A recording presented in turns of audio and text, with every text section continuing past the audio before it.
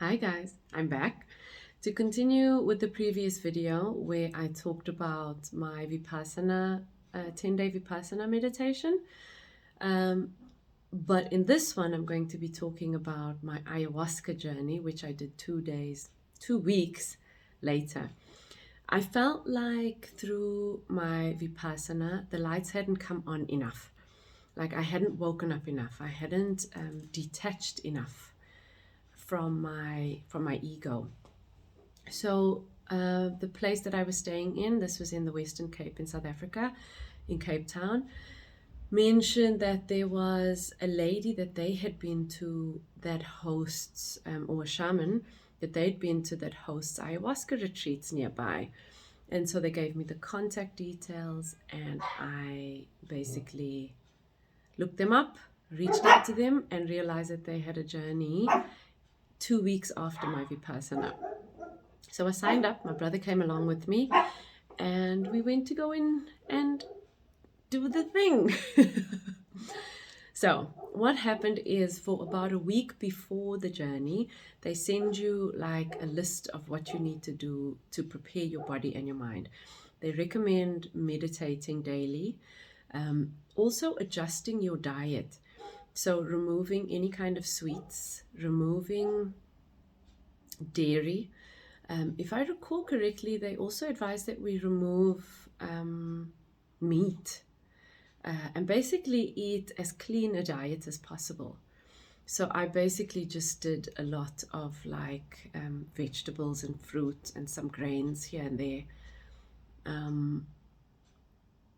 Yeah, nuts, that kind of thing, for about a week before, less than a week possibly. Might have been 4 days or 5 days before, because I think I had just learned about it a couple days before.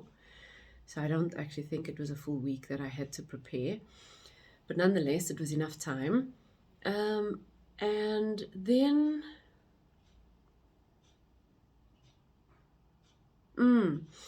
we basically arrived at the place. It was out in the mountains, so it was nice and quiet, with no light pollution, no sound pollution, none of that. The air was crisp. It was really awesome. And we were advised to come with something to sleep on. Now, something that I did not realize at the time was that we'd be on the floor for the entire night, and that you'd basically be tripping for a good 6 hours or more. Probably more. I think it was definitely more than 6 for me anyway. People were eating breakfast at about 4 or 5 in the morning, and I could not. I just couldn't. I was so out of it still. So it was a lot longer for me. But I came because I was away from home. So I didn't have the comforts of the things that I could have brought if I was, in Pietermaritzburg, or coming from Pietermaritzburg. I came with a yoga mat and some sleeping things, like duvet and stuff. I don't even think I brought a pillow, to be quite honest, because we'd all hitched a ride with somebody else. Or maybe I brought like one pillow. The biggest mistake ever. It was so uncomfortable. And because during the trip they'd given us mushrooms as well, you could choose. I decided to have mushrooms as well. My body was in so much pain because everything is so much more sensitive. Your senses are heightened to the max. And so the ground felt extra hard, and my body and my hips against the ground felt extra hard. It was really awful. So I would highly recommend that if you do go on a journey and you have to bring your own stuff, bring a mattress if you can. Even a blow-up mattress would be better than being on the floor. I wish I'd been advised in this regard beforehand. I might have actually gone and purchased one rather than sleeping on a yoga mat on the floor. But yeah, moving along, we arrived, before it got dark, and then the ceremony began at around 8 p.m. We started with the first tot of ayahuasca, and then it took a little bit of a moment to kick in. One of the things that we were also advised to do before the journey was to set intentions. I had a couple of intentions. One of them was for the lights to come on. I was like, please, universe, turn the lights on, because I feel like I'm in the dark again. I don't know what's real anymore. And when I say real, I don't mean like physical reality real. I mean like, who the heck am I? What's going on here? Why am I so attached to all of this physical stuff and this ego self and these perceptions and these old beliefs again? So I really was like, I had a strong desire to turn the lights on. So that was one of my intentions. The other intention was for my thoughts to stop. I was like, please stop my thoughts. I need a break from this negative loop, that was going on in my head. I was like, just please give me a break from them. Stop my thoughts. So the first thing that happened as it started kicking in was my thoughts stopped. But the way that they stopped was pretty interesting. It was like I was thinking a thought, and then in the middle of the word, not even of the sentence and the word, it was like a hand would just come in, block the word. Like it was just chopped off. It couldn't continue. And then when another thought would come, something else would just block the word. So that kept happening until eventually there were no thoughts and I was just awareness. And so I observed. As I was observing, I started to notice this pattern on repeat. I've heard a few people talk about this repeating pattern, especially with mushrooms. But it was pretty intense. So the shaman starts playing this drum, and she starts singing this music in whichever language it is. I think the songs are called Icarus. I could be wrong. It's also been a long time since I've gone down this route. So I haven't watched any videos or read anything or listened to anybody talk about this or even considered my own ayahuasca journey for a long time. So I could really be butchering that word. Excuse me if I am. Apologies. And if I am, also, you can pop it in the message box about what the correct term is. But singing these songs, but as she was singing and beating the drum, it was like it was pulling all the stuff out of me. Oh my gosh, it was intense. Like emotionally, physically, mentally, energetically. It was just like with each beat of the drum, pulling it up, up, up, up until I purged a lot over and over again. After like with this uncomfortable feeling coming up, I would kind of move to lay on my side because it would be so uncomfortable. On my back was more comfortable because of my hips pressing into the ground, but with this beating, it was awful. So I would move to my side and my arm would be under my head in a specific position. My other arm that was on top of my hip would be in a specific position.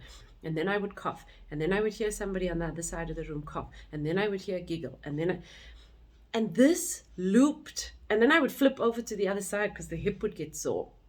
But I'd lay in exactly the same position every time. And then she'd stop with the beating and we'd have a chance to relax. There might be a purge between, and then the process would begin again. But it just kept going. Loop, loop, loop, loop, with exactly the same thing happening over and over again. And I started to kind of see and experience how everything is programmed. I started to see how every cough was programmed, how every sneeze, every laugh, every movement, even, my arm being under my head, and then I would move in a specific way, and there was this awareness that even that was programmed. The sniff was programmed. It was like I was a computer. I felt like a robot in a sense, and like everything around me was just in this kind of like on, or rather than in, it was like it was on this kind of, have you seen those images of how they show the earth like on the fabric or in the fabric of the space around it? It almost looks like a grid, and you see the earth kind of pressing into this grid as this net or this web kind of gives way to the weight of the earth. Have you seen that kind of image? So it felt like that, and I kind of experienced it in a similar way, where it was like everything existed on this kind of webbed plane, and everything was being programmed from that place. Every thought, every cough, every word, every movement. And I didn't see it at the time when I was in the experience as the lights coming on. But on the other side of it, the realization started to kind of land that, oh, I asked for the lights to come on and you showed me the truth of this reality, that everything is programmed and nothing is really real in the way that we imagine it to be. And so that helped significantly, a lot more than the Vipassana before. But the Vipassana probably helped to prepare my mind, as well as the diet, because it was such a simple diet, for the experience of the ayahuasca journey.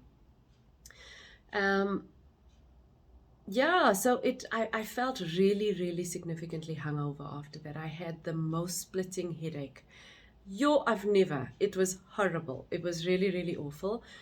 But I spoke to other people who went through the same thing, and they said that they just kept drinking water. So it might have been that I was severely dehydrated. I'm not sure. Again, I don't even know really what dehydration feels like.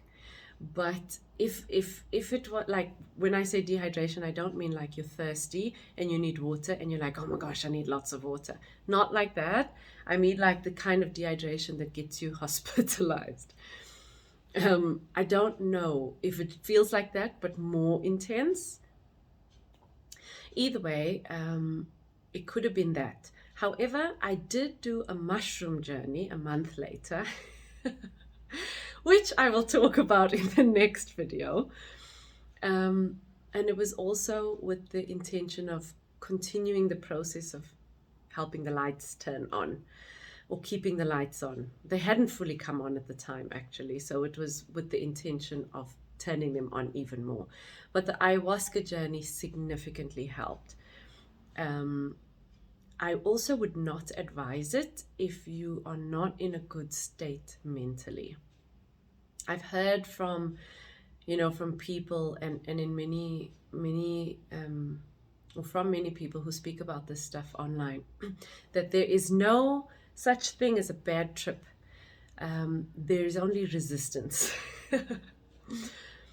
So if something happens that feels really scary or dark or whatever, and you resist it, it is a lot worse than letting go. And I remember actually experiencing this at the beginning of when the feeling started kicking in. We did go, by the way, just to drop this in, I forgot about this, for a second shot, or a second shot glass of ayahuasca. And then I purged immediately after that. Oh yes, I hadn't actually purged after the first one. I only purged after the second one, and then the purging continued, and then all of that looping. And then the looping really began. It was after the second one. But I had a thought that I was sharing before that, and I cannot remember it.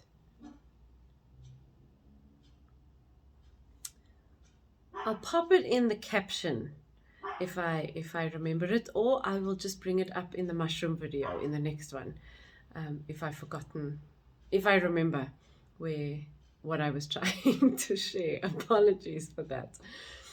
It was about no bad trips. I'm back. So I remember that in the beginning, when it started to kind of like take me, I could feel like a little bit of fear, and it was like, oh boy, it's beginning. It's like when you're on a roller coaster ride and you're about to, like, you're looking over the edge, and it's like, oh goodness, here we go. You kind of like clench your body and you hold on because it's scary. It felt like that. It was like, oh boy, I can feel it starting, and I could feel my body start to resist. And then I remembered those quotes of, there's no such thing as a bad trip, there is only resistance. And so I intentionally kept telling myself to let go, let go, let go. And it helped. So I would highly recommend that if you do give this a go, make sure that you're okay mentally, okay enough mentally. I know a lot of people do this because they're not okay mentally, and the trip helps. So I guess you just got to use discernment in that regard. Prepare your body physically in terms of the detoxing, and surrender as much as you can. Anyway, I wish you guys a really cool one, and I will see you on the mushroom video. Lots of love.